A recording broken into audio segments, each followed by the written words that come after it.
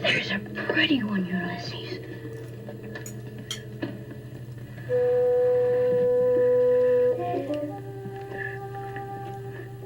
There it is. Hello BookTube, I'm Sean the Book Maniac. Welcome back to my channel. Indoors today, unfortunately. The weather's not cooperating. It's actually not raining. It's been not raining long enough that the sidewalk looks dry, but I just don't trust my luck when the weather forecast says it's supposed to rain off and on all day. It's very cloudy, so let's just go with the bedroom backdrop, shall we? So, I have had a much better reading week this week compared to my melodramatic trauma from last week. I took most of last weekend off from reading. It's something I never do, and that was really helpful.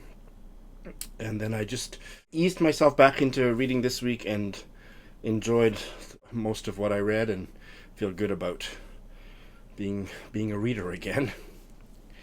I'm over my broken heart from all those bad books. So I have finished a couple. Let's see. Yeah, I can't talk too much about BookTube prize judging. I can't talk at all about that, but I have other stuff to tell you about. So I finished Ian Lee's short story collection, Gold Boy, Emerald Girl. This was an impromptu buddy read with Joe Smith, and I really enjoyed them in a 4-star way on average. What I've been doing with short story collections lately is I just give a star rating to each of the stories and then see what it averages out to. So this was about a 4. That's pretty good. I'm not sure that Ian Lee is a short story writer, even though there was 1 or 2 5-star stories.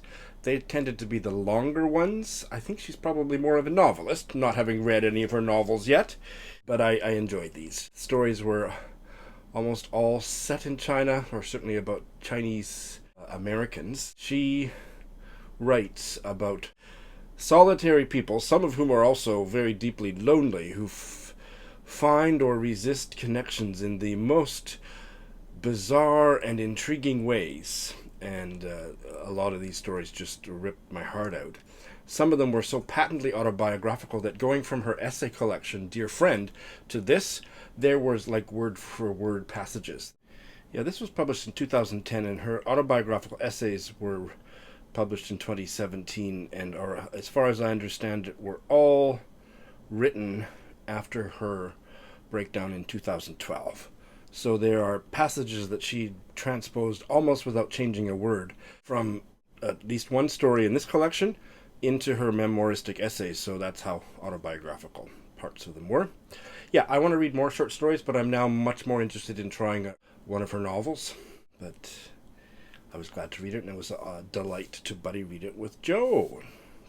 I also finished this Welsh novel, translated from the Welsh into English, Martha, Jack, and Shanko by Carol Lewis, translated by Gwen Davis, and I really enjoyed it too. I couldn't quite give it 5 stars, as I was hinting at last week. There was a few things about the plot and one character in particular, but maybe by the end, the ending also was kind of, but still deeply satisfying. I'm going to be thinking about this novel, about these.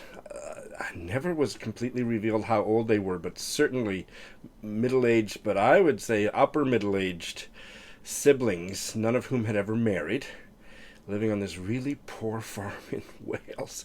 And yeah, it had a real emotional tug and beautiful writing, not consistently, but most of the writing was, I thought, writing/translation was stunning, and a really weird story set in a beautiful backdrop, but just with weird stuff going on all levels of the environment, and some family mysteries, and I'm not sure it was all resolved satisfyingly.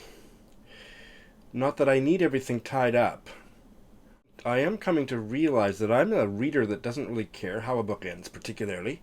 I started to learn this doing buddy reads or comparing my reaction to certain books with Chris of Chris Bookish Cauldron, and he is a sucker for ending, and if the ending doesn't work for him, he hates the book. I'm not like that.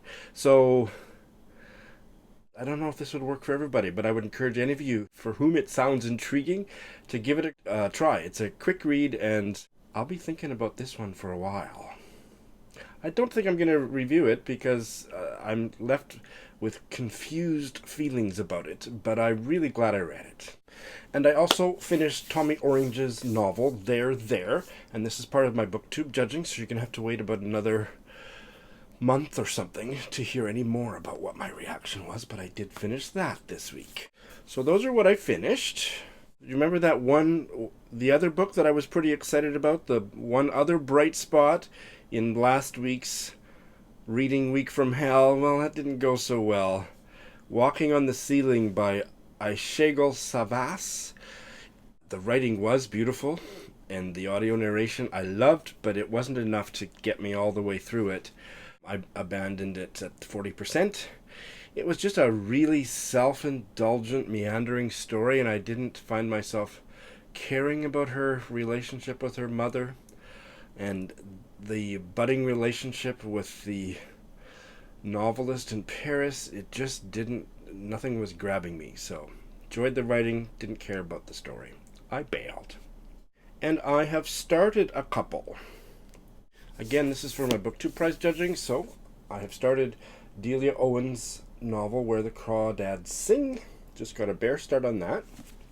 And because I had abandoned my audiobook, I was looking for something else to try, and I have been hearing a little bit, I can't remember if any of it was on BookTube, but I have been hearing a little bit about a novel set in Alaska, about a Taiwanese family in Alaska, The On Passing by Chia Lin, and it's really great on audio. So I'm listening to the audiobook on Scribd. I've listened to the first full chapter, maybe a chapter and a half. It's good. So I'm trying to resist this pattern of the week Sean starts a book, he's all happy and excited about it, and some of his subscribers even put an order on it, and then the next week say, oh, it went all downhill. I'm trying to discourage my subscribers from putting too much stock in my initial reaction and just reminding myself that things can go terribly, terribly wrong later in a book, but I'm finding it really good so far. And so that's what I've started. So yeah, this is going to be a short Friday Reads. I have 2 buddy reads starting next week. One is with Ange Beyond the Pages. We are going to be buddy reading Milkman, and I have been so looking forward to getting to this, and it's finally time. I predict I'm going to love it. What do you think? And yes, I will be doing this as an audio-text combo because everybody and their dog has said you must do it that way, or you must use the audiobook because it's wonderful. So I am going to. And with Jacqueline of 6 Minutes for Me, we are going to repair our relationship because we have disagreed on a few recent titles. There's nothing to repair, but I hope we end up agreeing on this. But Jacqueline, I'm actually a little worried. I don't think I've mentioned it to you as we planned to do it, but we settled on buddy reading Daisy Johnson's Everything Under. And I've heard really good things. I've heard very mixed reviews. And isn't it a fairy tale retelling? Turns classical myth on its head. And the main character is Gretel. So is that Hansel and Gretel? Anyway, I need to either understand my deep hatred of fairy tale and myth retellings or get over it. So I'm looking forward to giving this a try, and I will give it an honest try with Jacqueline. So starting this one next week too. Yeah, short Friday Reads, people. I took it easy with my reading, so my Friday Reads is going to be brief. I was looking forward to doing Mel's Around the World Book Club selection for July. Is a collection of short stories from Jamaica. How to Love a Jamaican by Alexia Arthurs. 7-hour audiobook on Scribd. I was planning to listen to it, and even had a tentative plan to do a buddy read with Joe, and then I previewed the audiobook. So this is a Jamaican novel. Joe has brought to my attention that the first story is about a young Jamaican woman born in Jamaica, living in America after the age of 6. Multiple audio narrators, and I previewed the first 4, and none of them had a Jamaican accent. And I just think that's garbage. So you tell me if you think I'm just being ridiculous here, but if I'm reading a novel set in a particular country with a particular accent, I want the audio narration to reflect that. Is it too much to ask? So the first one, maybe if she moved to America when she's 6, I'd need to give that first story a break. So put that aside. The next one, the narrator had an African accent. Like, don't do that. I also, I don't want to read, I don't want to listen to an audiobook about a Tolstoy novel by a narrator with a Jamaican accent. Like, am I being offensive with that need? um, the worst experience I've had with that was, let me see if I can find it. The Readers of Broken Wheel recommend by Katarina Bivald.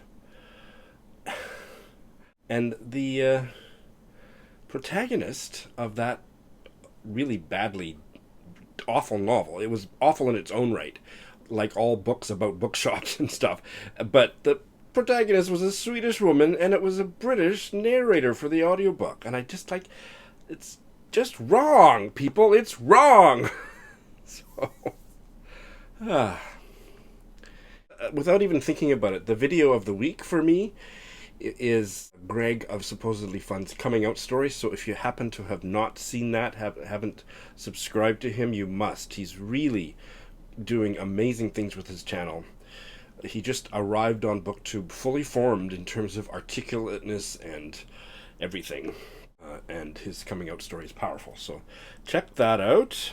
Amy from the Dusty Bookshelf had a fun, interesting video where she had a book that was so old that its pages were not cut, and she was cutting it and talking about it. It was a J.M. Barrie novel, if I'm remembering correctly. That was fun. Hardcover Hearts has her own tag called All the Feels book tag. Sarah, I'm not sure I'm going to do it. I'm still thinking about the questions. A lot of them don't kind of fit my personality, but I love what you've done. I love the responses have already come in. Steve Donahue and Just One Reader. I hope that I can do it, but I feel like I don't have enough good answers yet, but I'm still thinking about it. But it's wonderful for all of you to check. That's all I'll shout out for now. And yeah, that's all she wrote. Thanks for watching.